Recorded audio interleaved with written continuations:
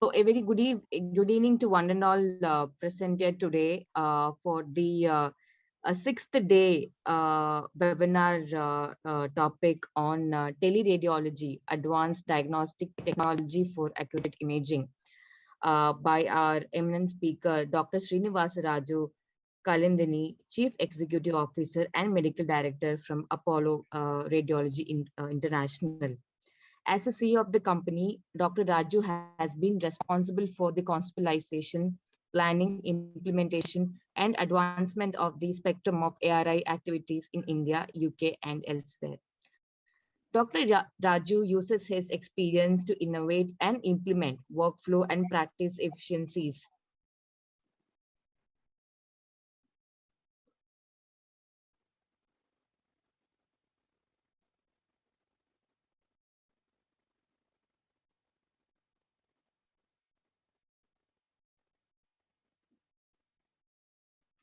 Education, research, also machine learning.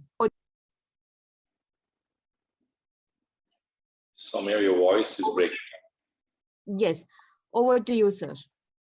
Thank you very much. Thank you for that introduction, Soumya, and thank you for inviting me to speak. Good evening, everybody. I'm going to spend the next half an hour or so trying to go through teleradiology as it is in India, and primarily focus on how we can use teleradiology as a mechanism to try and solve some of the issues we're facing because of shortage of radiologists in India, both in terms of the number of radiologists as well as the breadth of training that we have in this country. So to that end, there will be some advanced techniques I'll be touching upon, but it's not necessarily completely technical. A lot of my talk is going to be around how to access teleradiology and when we should use it, and how it can benefit the department, services, and hospitals across the country. Just going to share my presentation now.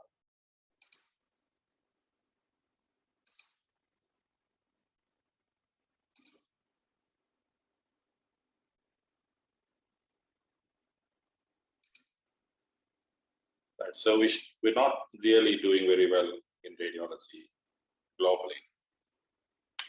According to WHO, approximately 2/3 of the world's population lacks adequate access to medical imaging, and that is both scanning and reporting. It is expected that there is going to be a steep increase in mortality related to NCDs, especially in developing countries. And this is something that is likely to happen in the next 10 to 20 years, primarily due to lifestyle diseases and a variety of other NCDs. A lack of access to radiology can grossly undermine the public health initiatives to tackle this threat. And as you all know, whether you're a radiologist or not, that radiology is now at the center of patient pathways for any specialty or most specialties. And if you don't have adequate access to radiology, that means there is going to be a delay in diagnosis, a delay in putting the patient on the right treatment pathway, and therefore the outcomes are going to be adversely affected. And more importantly, the fight against other diseases like TB, which unfortunately still is a large health problem in this country, is also being impaired by lack of adequate radiology service.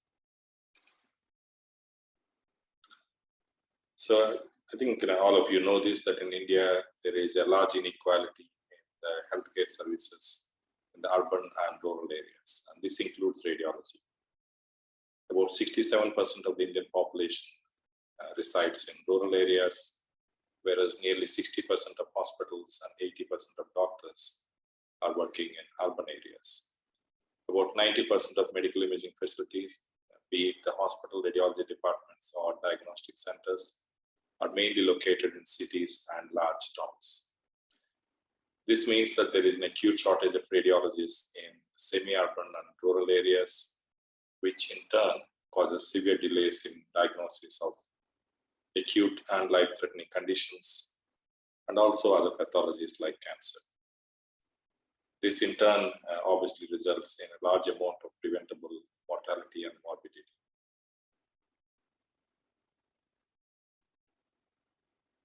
So if you look at the workforce situation in India, there is one radiologist per 100,000 population.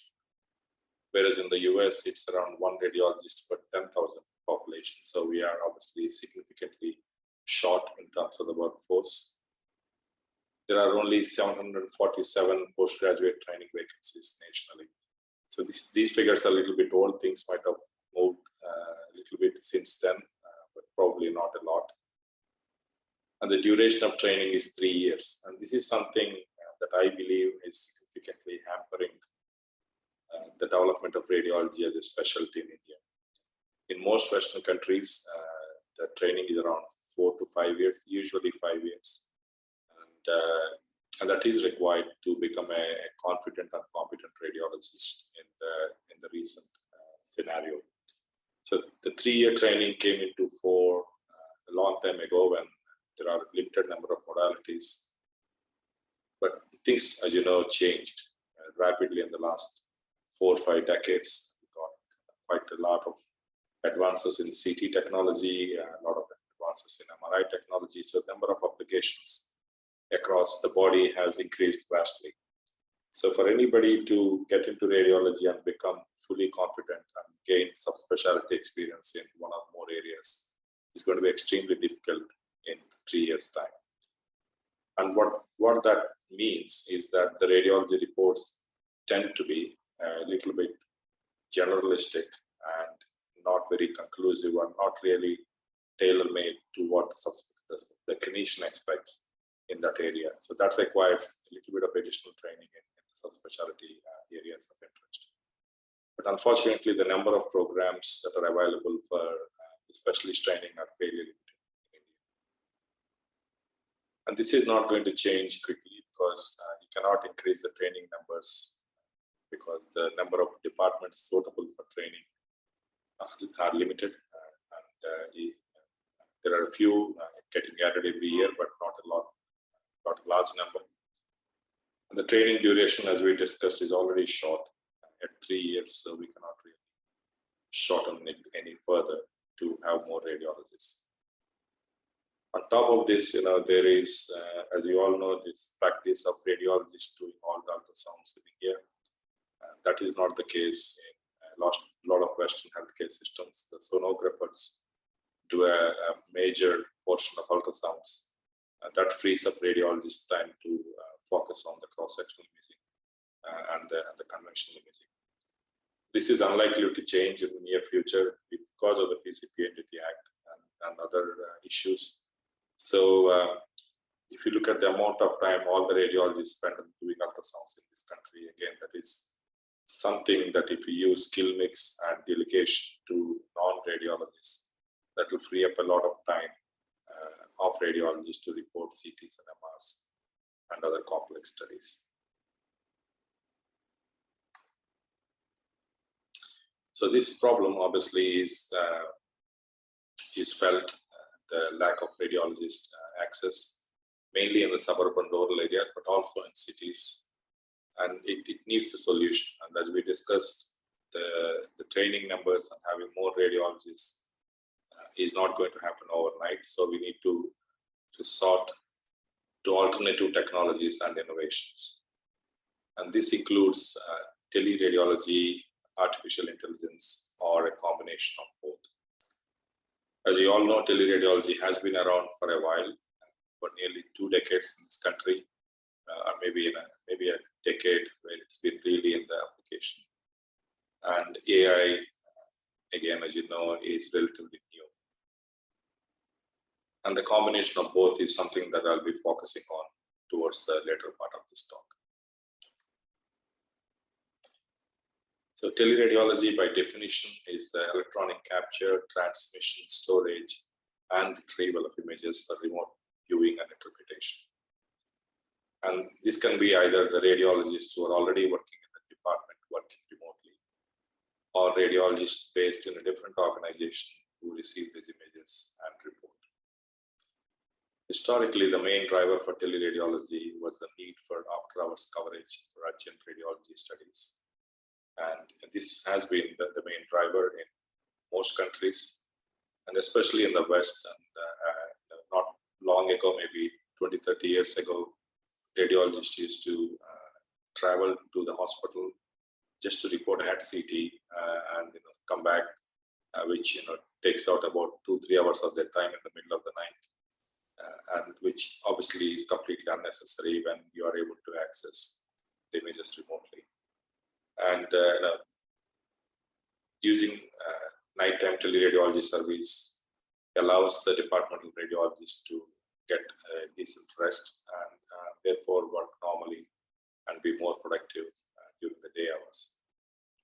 So that was the initial focus of teleradiology. But as things evolved, the current times teleradiology is used for multiple scenarios. It is used for elective work, for subspecialist opinions, for second opinions, and other use cases. So the first documentation of feasibility of teleradiology, which looked at whether images can be transmitted across telephonic lines, was in 1948. But the modern teleradiology practice has been largely evolving over the last 2 decades. And a lot of it is in technology that is involved in the X-ray department itself. Obviously, advent of digital radiography and CT and MRI, which all produce digital data sets, is a primary requirement because you can't transmit the analog films, obviously. So that was the initial facilitator for teleradiology, and that was followed by evolution of PACS and RIS, EPR, all these electronic platforms, which made it possible to adopt teleradiology more widely. Subsequent to that, the evolution of the communication networks, the broadband, and more recently the cloud technology all made it possible to make teleradiology more accessible. Before the cloud technology arrived, to set up a teleradiology service required a lot of investment in the infrastructure, whereas the advent of cloud makes it a lot more easier to set it up and operate. So this makes it more accessible and more affordable, and also it makes it more accessible to the remote locations.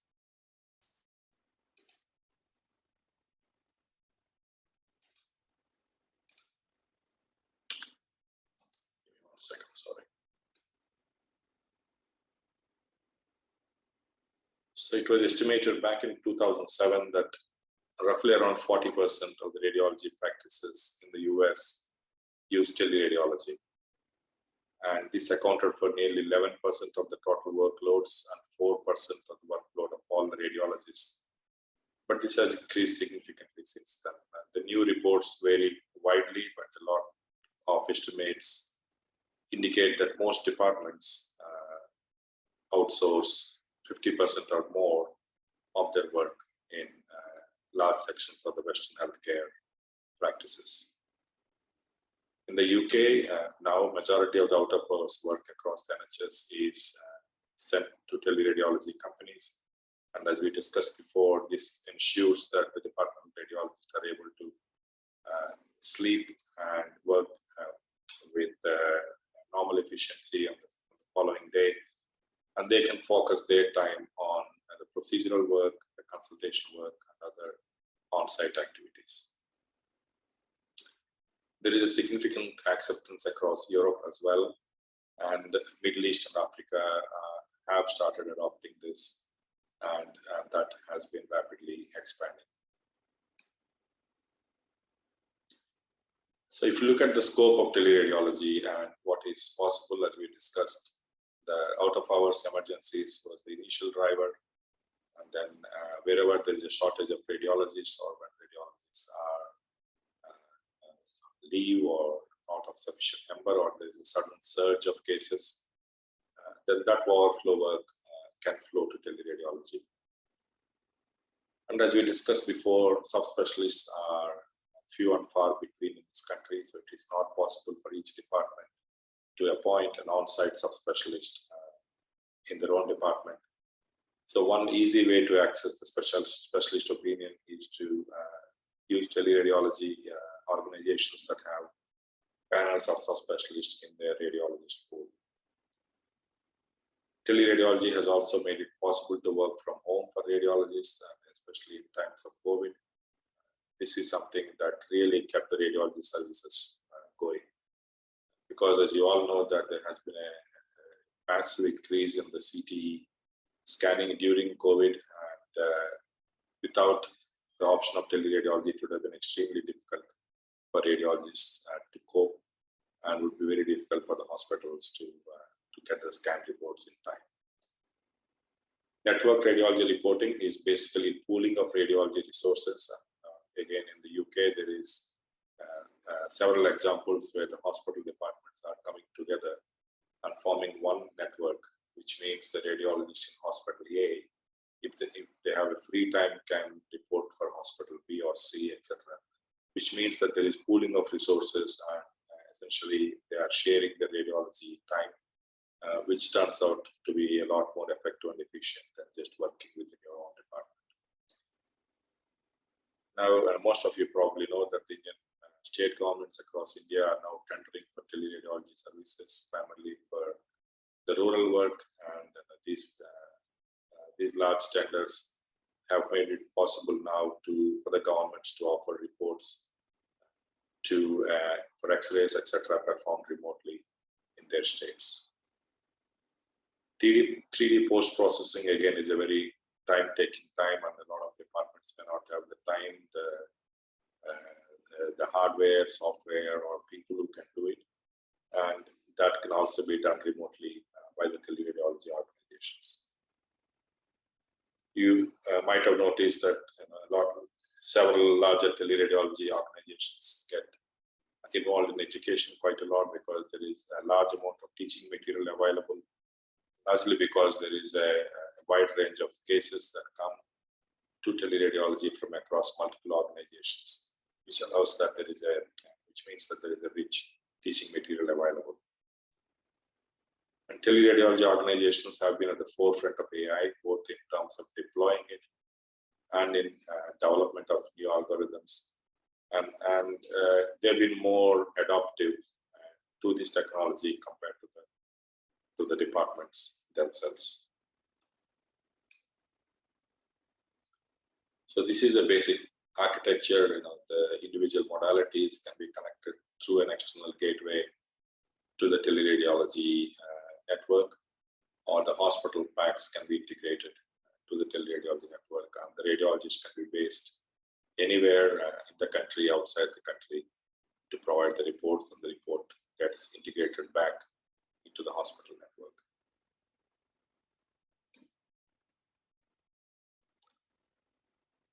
So there are a few standards that have been set, and the standards vary from country to country. I've just used the RCR's standards as a template, and these broadly apply to any country. And data security is something that tends to get ignored, but as the laws in this country get stricter and stricter, we need to make sure that teleradiology services use rapid and secure transfer of images and secure viewing of these images, and clear guidelines as to whether these images are stored or deleted, etc. So all these things have to be thought about and documented. And the reporting should be of same standard. It's not allowed, or not really the idea that teleradiology somehow cuts the corners and gets the reports out which are inferior to the quality of radiology within departments. And communication of results becomes even more important in teleradiology, because the radiologist is sitting remotely, and communication with the clinician is not always easy. So we need to make sure that there are adequate processes that make sure that the report even gets integrated to the hospital systems, and also there are mechanisms for the radiologist to inform the clinicians about any critical findings, as well as have consultation with the clinicians if there are any cases where discussion becomes essential. And quality assurance again becomes even more important when the reporting radiologist sits remotely, because they are not employed by the host department. So it is important that there is a common governance framework, quality assurance framework that the teleradiology providers should adopt and make sure that their quality is comparable or better when compared to the departments. Despite all this, I think the acceptance and the extent to which teleradiology is adapted in India is not as much as you would expect it to be. And there are several reasons for this. I think first and foremost is the price. There is an expectation from several diagnostic centers and scanning providers that teleradiology should be provided at an extremely cheap cost, cheaper than the cost per scan they are spending for the reporting radiologist in their own department. The expectations of that tend to get unrealistic, and it is obviously reasonable to expect that any urgent cases are reported immediately. But for non-clinical reasons, some of the centers expect the reports for even routine cases to be done immediately, which can dilute the quality of the report.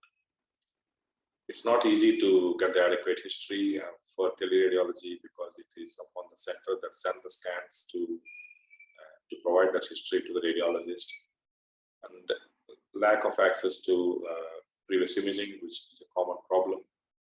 And as we discussed, the communication with the different clinicians is not always easy when they're in the different part of the country or different part of the world.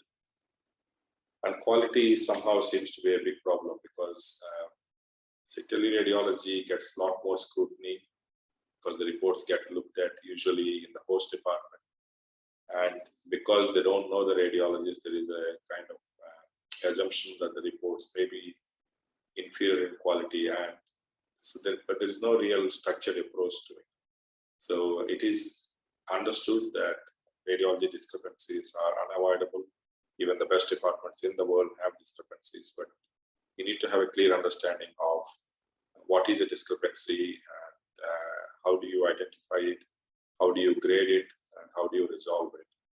And that it has to be done on a basis where everybody learns, because an incorrect report or a discrepant report is not always due to a radiologist error. It can be due to a variety of factors, and several of them could be at the origin of the scan in terms of not doing the right scan, not giving contrast, for example, or not doing adequate number of sequences in MR. So everybody needs to approach this in a structured way and make sure that there are lessons learned so that they can be prevented in future. And because there are no mandatory standards in terms of the viewing stations, for example, again, most of the Western countries have clearly set standards as to what kind of workstations that has to be used for reporting. Usually these tend to be quite expensive, high-end display systems. But in India, there is no framework around this. So, not all of them, but some organizations tend to cut corners and do the reporting on laptops, even mobile phones sometimes, and that can seriously impact on the quality.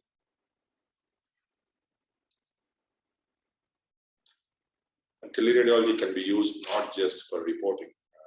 In India, there is also a shortage in skilled technicians, and especially these days, a lot of centers are investing in high-end multi-slice CT scanners and high-end MRI scanners that have a lot of inbuilt software in them that allows complex and advanced procedures. But not all centers are able to offer this service because of lack of the technicians who can do these scans.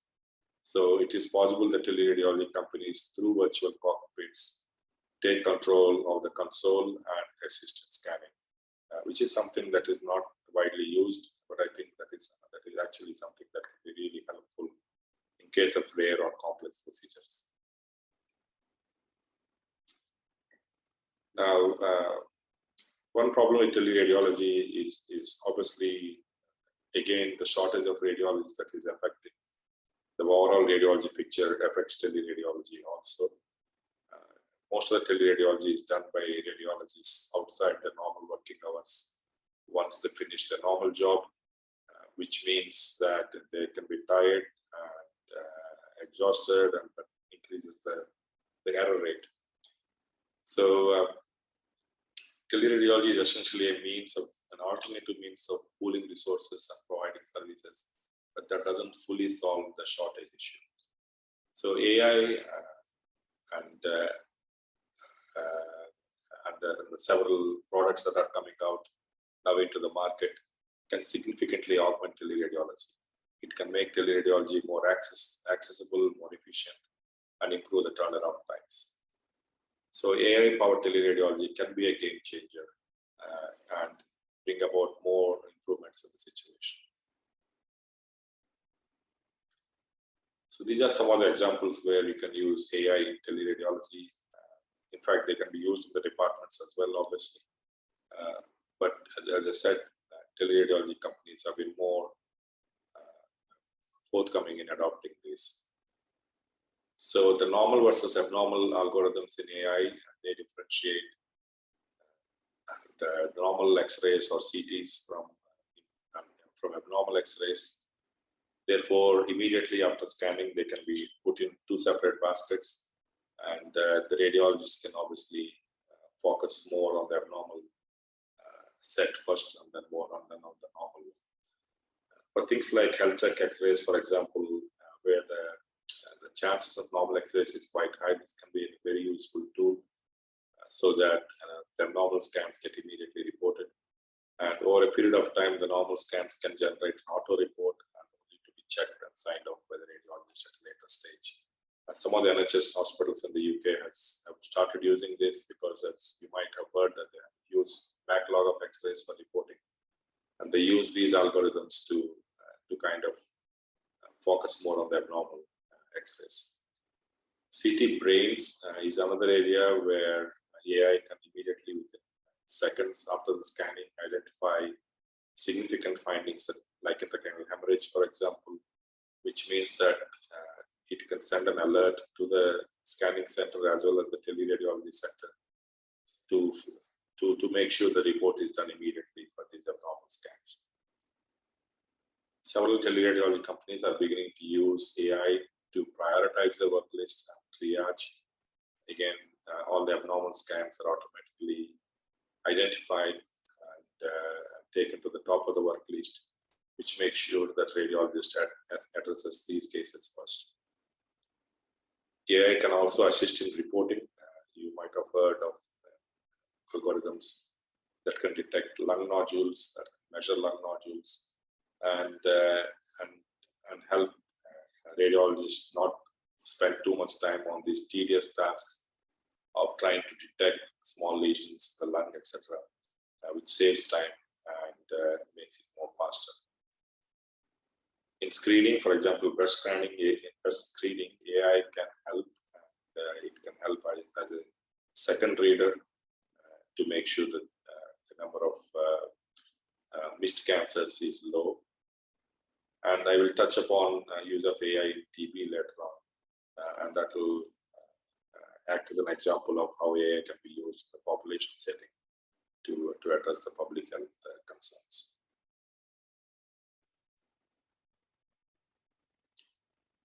So the initial opportunities, as I said, is detection and triage of life-threatening conditions using AI algorithms, especially in road traffic accidents in remote locations. It's very difficult to get an immediate report.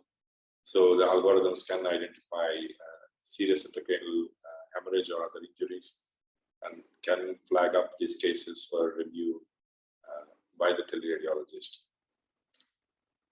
So we discussed breast cancer, we discussed TB, and there are applications that can detect coronary calcium from normal plain chest CTs, not cardiac CTs, just non-gated plain chest CTs, which can also have a significant public health impact. So these are some of the algorithms that we deployed. We can detect intracranial hemorrhage, as you can see here. And this is a non-gated chest CT, and we can detect coronary calcium. And when it is quite high, even if the patient at that point in time doesn't have any cardiac symptoms, can be referred to a cardiologist for clinical assessment and started on medical therapy if required. We have used COVID, AI in COVID as well. So this is just an example of how AI and teleradiology can come together and help in public health initiatives. So TB was the most common cause of death from a single pathogen globally until 2020, before COVID came into picture. In 2019, 10 million people developed TB and 1 million people died. Sorry, 1.4 million people died. The large number of these deaths, I think around 250,000 deaths are in India. So as you can see there, the top 3 countries with most number of TB cases are India, Indonesia, and China. And India is by far the largest country affected by TB. And there's been very slow progress in achieving the TB targets. India's national strategic plan for TB elimination involves shifting from passive case finding to active case finding, which means that you could potentially have volunteers going door to door and screening patients for TB symptoms, which means that there may be 50 to 60% increase in the number of patients that need evaluation for TB. At the moment, chest X-ray doesn't form a really integral part of TB pathways, largely because of the problems in getting a report. So patients end up having the molecular testing and like Gene Expert, which is an expensive test, and it's very difficult to find the funding for the government for that kind of increase in the capacity required when the active case finding becomes quite widespread. So this can be a big problem in terms of a hampering effect on the rollout of this new plan. So a combination of AI and teleradiology can bring chest X-ray back firmly into the TB pathways, therefore reducing the time to diagnosis and also reduce the number of patients that needed further testing like Gene Expert. So this can be done if there is a mobile facility that has the microbiology available and also an X-ray machine available, and a medical officer who can do the preliminary testing, the AFP, and then do a chest X-ray, and with an immediate report from the AI tool, they will then be able to triage patients into those that doesn't need any treatment, those that need immediate treatment, and those that need further testing. So this is possible right in the community using a mobile facility and AI. So we worked on a deep learning model for TB, which is currently in press in the journal Radiology, and we found that this algorithm performs at the same level or better than radiology groups in India and the US that we used for this project. And then subsequently, the teleradiologists can do the final reports, which obviously is required for medical legal purposes. That's it from me in terms of my talk, but I'll be more than happy to answer any questions. Thank you, Doctor. So we have a couple of questions. We'll go by one.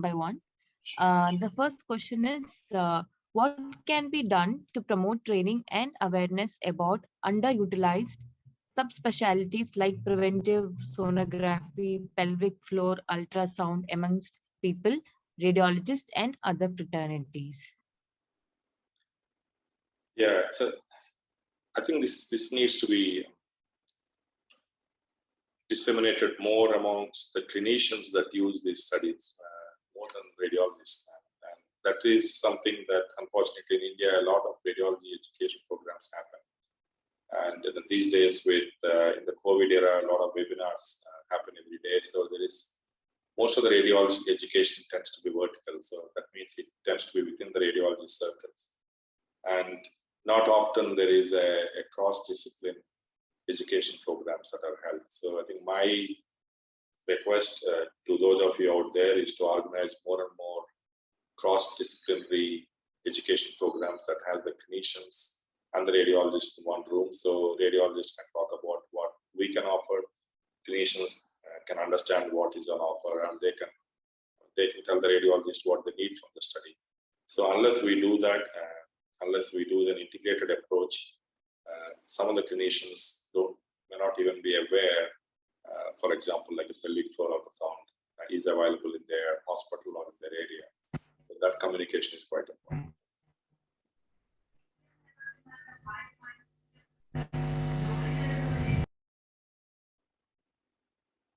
Sorry, there was a lot of disturbance. Yes, now got it right. Can we move to the next question? Yes. Yeah.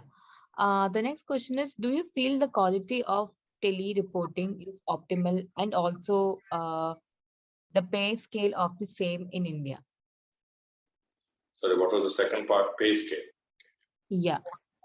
So let me address the quality issue. And I think this is something that is really limiting the use of teleradiology in India.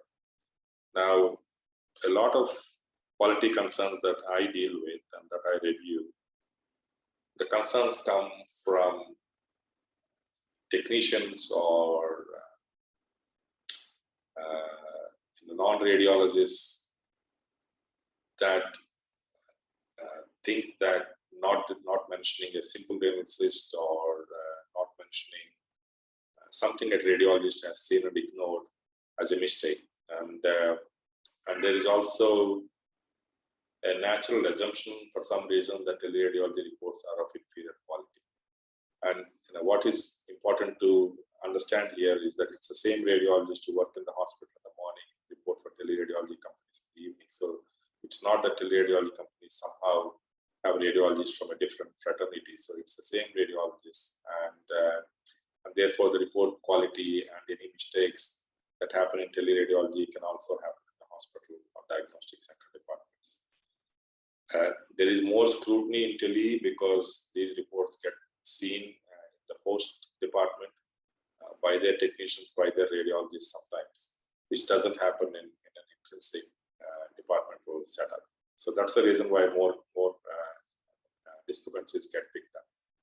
But when they do get picked up, it's very, very important not to assume that in every single discrepancy is a clinically relevant mistake. A lot of them are not. And so getting into a system like in the US, the UK, where discrepancy gets looked at, analyzed objectively in a no-blame fashion, see where the error is. And as I said, a lot of times it can be at the post setting, and they probably sometimes don't tell what the patient had. They probably don't tell that the patient had no history of cancer. And if you don't provide that kind of information, then errors do happen. So I don't think teleradiology is the only setup where mistakes happen. They happen everywhere. It's an intrinsic part of the service. And obviously, we all need to make sure that those mistakes are kept to an absolute minimum. And that can only happen if there is an integrated approach and a no-blame approach to any concerns. Pay scales I can't comment on. Obviously, it varies from organization to organization. As I said before, like a lot of industries in India, price war unfortunately takes over the quality, and if organizations want to go down the price slashing route, then they invariably have to employ people at low salaries and also do reporting on the workstations that are not really up to the mark, and sometimes even on mobile phones, which is even more dangerous. So pay scales depend on which organization you're looking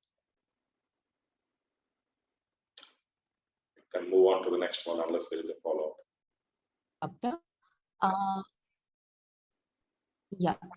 Can we take up 2 more questions, Doctor? Doctor, can we take up 2 more questions? Of course, Swami. Yes, we can. Yes. The next question is, how AI assisting radiology and at the same time challenging? Yeah, see, I think it's a challenge, and there was a lot of fear initially that AI would somehow replace radiology. And to some extent, AI has the capacity to replace a lot of activities that we are currently doing, and a lot of it is about detection. And as I said before, it can detect brain bleeds, can detect strokes, lung nodules, etc. But what AI cannot do, at least in this the current stage, is to put it in the clinical context, use the rationale and logic that we as humans do, and come out with a clinically relevant report that is useful for the clinicians. AI can't do that.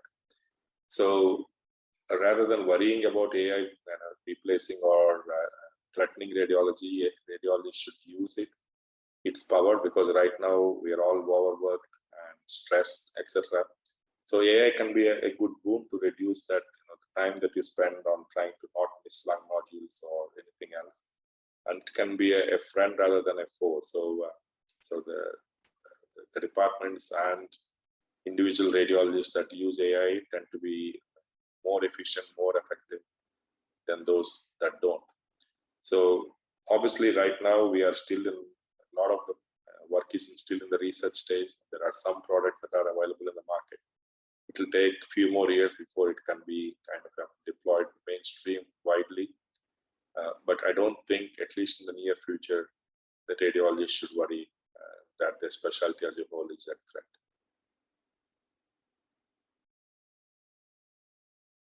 Yeah, thank you, doctor. The next question is role of radiology in treating pregnant women. Will the radiations they face during the diagnostic test really impact the fetus during development? Of course it does. Yes, it does. And first and foremost is that you should take every single precaution to avoid using any kind of radiation in a pregnant woman, as long as there is an alternative available. And in the current scenario, MR can replace CT for a lot of indications. So using ultrasound and MR that doesn't have radiation is always has to be the first preference. Clearly, the first trimester is the most risky period. Occasionally, when there is no other option, then radiation-based imaging modalities like X-ray and CT can be used, but it has to be on the basis of risk versus benefit. So it has to be only used in very rare exceptional circumstances if there is nothing else